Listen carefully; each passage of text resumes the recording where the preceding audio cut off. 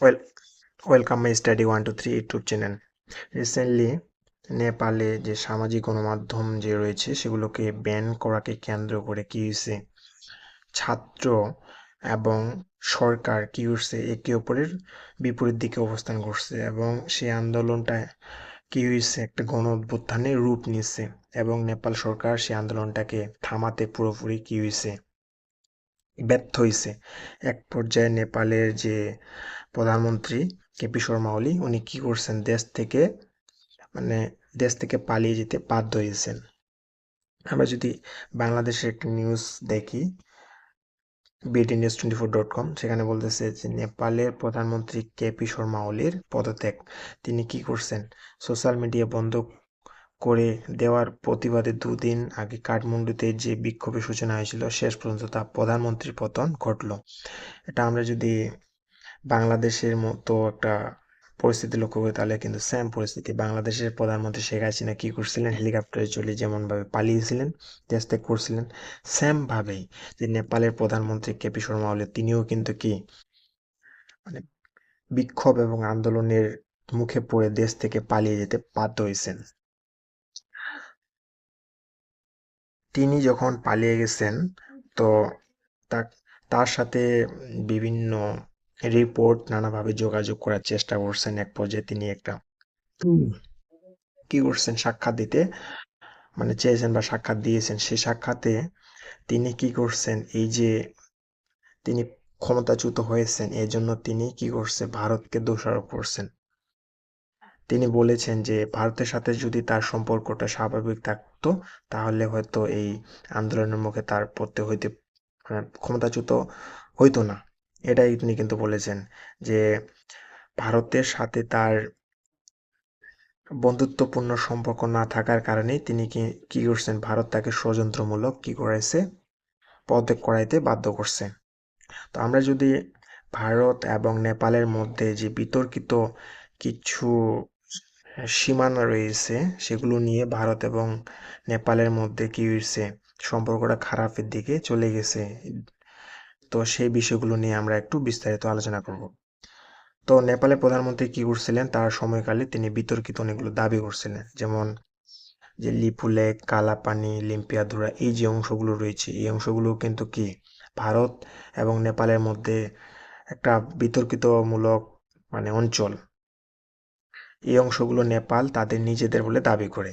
এবং শুধু তাই নয়, নেপালের সাবেক যে প্রধানমন্ত্রী কেপি শর্মা ওলি তিনি আহ, একটি মত প্রকাশ করেন যে ভারতের যে তার মতে এখানে ভারতের যে ভগবান শ্রীরামচন্দ্র রয়েছে অযোধ্যায় জন্ম, যেটা প্রত্যেক ভারতীয় মনে করে, কিন্তু এর বিপরীত ধারায় গিয়ে তিনি কি বলেছিলেন যে ভারতের শ্রীরামচন্দ্র ভারতে জন্ম নয়, নেপালে জন্মগ্রহণ হয়েছিল। এটা তিনি কিন্তু একটা দাবি করেন। তো যখন সম্পর্কটা খারাপ পর্যায়ে চলে যাচ্ছিল, তো 2019 সালে ভারত কি করছিল, তাদের নতুন মানচিত্রে প্রকাশ করছিল এবং সেই মানচিত্রকে কালাপানিকে ভারতের ভূখণ্ড হিসাবে দেখানো হয়েছিল।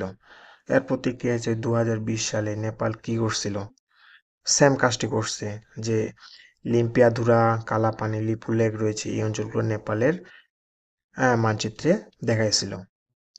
তো এই নিয়ে দুই দেশের মধ্যে একটা কি উত্তেজনা বিরাজ করতেছিল। এখানে মনে রাখা ভালো যে নেপাল হচ্ছে একটা প্রো চায়না কান্ট্রি, এবং অ্যান্টি ইন্ডিয়ান সেন্টিমেন্ট কি করতেছিল, কাজ করতেছিল।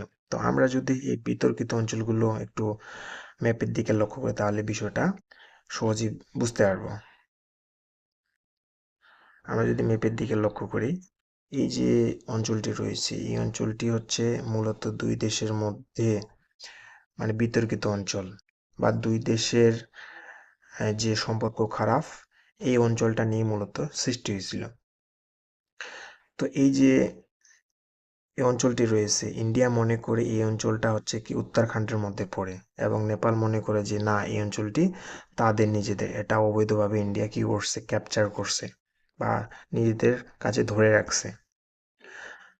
এই যে নিপুলেক, কালাফানি, লিম্পিয়াধুরা এই অঞ্চলগুলো রয়েছে, এই অঞ্চলগুলো আসলে কিভাবে বিবদমান যে একটা দ্বন্দ্ব জড়াইছে দুই দেশ, তো সেগুলো যদি আমরা লক্ষ্য করি তাহলে মূলত কি হয়েছে, এই অঞ্চলটা দ্বন্দ্বে জড়ানো দুই দেশের মূল কারণ হচ্ছে নদীগুলোর, মানে এই দেশে যে একটা নদী রয়েছে কালাপানি এবং লিপু লেক।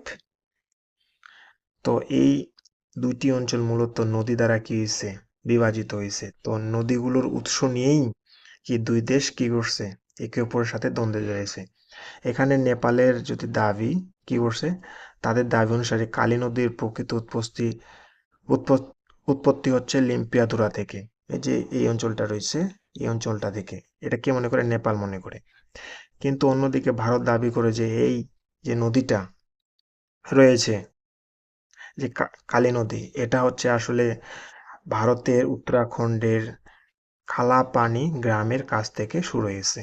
এই জন্য এই দুই দেশ কি করছে, একে অপরের যে বর্ডারটা, হ্যাঁ, মানে নেপাল দাবি করে এই অঞ্চলটা আমার, ইন্ডিয়া দাবি করে এই অঞ্চলটা আমার।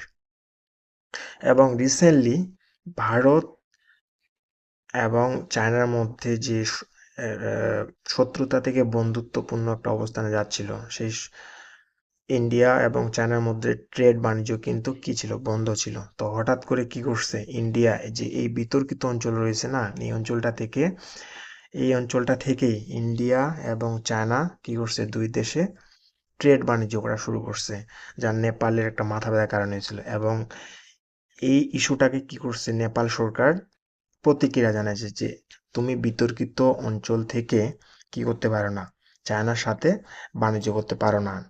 আর বাণিজ্য করতে হলে নেপালের কাছে আগে পরামর্শ নিতে হবে। কিন্তু ভারত নেপালের কাছে কোনো পরামর্শ নেয়নি বা লিখিত কোনো স্বাক্ষরে স্বাক্ষর নেয়নি।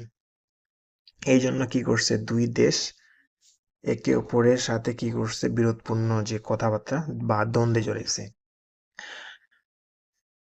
তো নেপাল মনে করে এই যে নেপাল সরকার ভারতের বিরুদ্ধে এই কথাগুলো বলছে, তার জন্য কি করছে, ভারত ষড়যন্ত্র করে নেপালের যে সরকার রয়েছে তাদেরকে ক্ষমতাচ্যুত করাইছে।